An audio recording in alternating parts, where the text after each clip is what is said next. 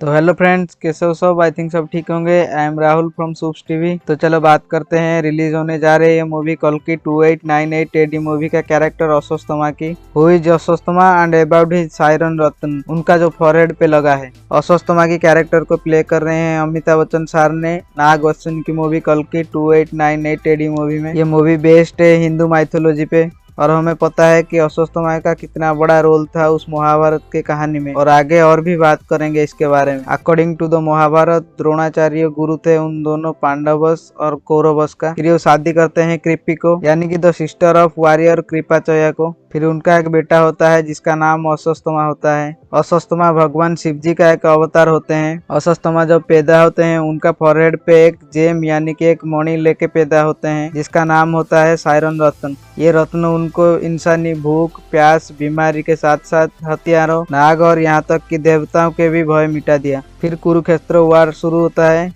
Pandavas and कौरवस के बीच में। द्रोणाचार्य ने इन दोनों को शिक्षा दिए थे, लेकिन उन्होंने युद्ध के समय द्रोणाचार्य ने कौरवस का साथ दिए। इसका एक प्रमुख कारण है दुर्योधन अश्वत्थामा की मित्र थे। अश्वत्थामा कौरव पक्ष के सेनापति थे और इस युद्ध में अश्वत्थामा जो प्रदर्शन किए थे उसे हर कोई अचंभित हो गया था। जहाँ अश्वत्थामा एक तरफ पांडव पक्ष के कितने सारे सेनाओं को मार दिए थे और द्रोणाचार्य ने भी एक तरफ बहुत सेनाओं को मार दिए थे। इन बाप बेटे के जोड़ी से पांडवस के लिए अब बड़ी समस्या बन गया था। पांडव समझ चुके थे जब तक ये बाप बेटे दोनों हैं इस युद्ध में तब तक कौरवों को हराना मुश्किल है। पांडवों को हारता हुआ देख के श्री कृष्णा ने युधिष्ठिर से कहा, आप ये झूठ फैलाइए कि अश्वत्थामा मारा गया, लेकिन युधिष्ठिर ने झूठ बोलने से साफ मना कर दिया।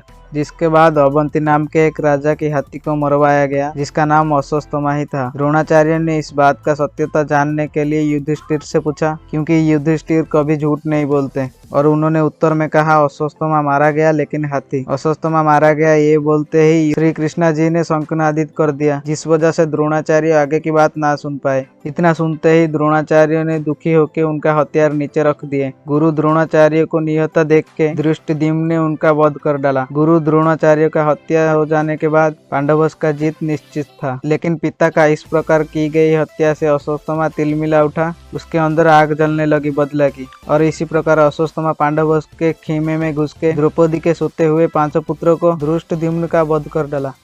जब ये बात द्रौपदी को पता चला, उन्होंने पांडवस को बोला अश्वत्थामा को उनके पास लाने की। द्रौपदी का ये बात सुनने के बाद अर्जुन ने अश्वत्थामा का सर काटने का प्रतिज्ञा की। अर्जुन की ये प्रतिज्ञा सुन के अश्वत्थामा भाग निकले, और जब अश्वत्थामा ने देखा कि वो चारों ओर घिर चुके हैं तब उसने ब्रह्मास्त्र का प्रयोग कर दिया, और मजबूरी में अर्जुन ने भी ब्रह्मास्त्र प्रयोग कर दिया। तब महर्षि वेदव्यास जी ने उन दोनों से कहा, तुम अपने अपने ब्रह्मास्त्र वापस ले लो, नहीं तो महाविनाश हो जाएगा। ऋषियों की ये बात सुन के अर्जुन ने उनका ब्रह्मास्त्र वापस ले लिया, लेकिन अश्वत्थामा को वापस लेने के लिए विद्या याद नहीं थी, इसलिए उसने इसकी दिशा मोड़कर अभिमन्यु की वाइफ उत्तरा के पेट में पल रही बच्चा परीक्षित की ओर मोड़ दिया, और भगवान श्री कृष्ण ने उनका शक्ति से उनका रक्षा कर ली। भगवान श्री कृष्ण ने अत्यधिक क्रोधित होके अर्जुन को उन्होंने आदेश दिया कि तुम अपनी तलवार से उसकी केस काट दो और उसकी मस्तिष्क पर लगा इस अद्भुत मणि को भी निकाल दो। अर्जुन ने श्री कृष्णा के आदेश को पालन करते हुए अश्वत्थामा का केस भी काट लिए और मणि भी निकाल दिए। साथ ही ये श्राप दिए कि तुम इस मस्तक के घाव को लेके कई हजार वर्षों तक भटकते रहोगे, कलयुग के अंत तक।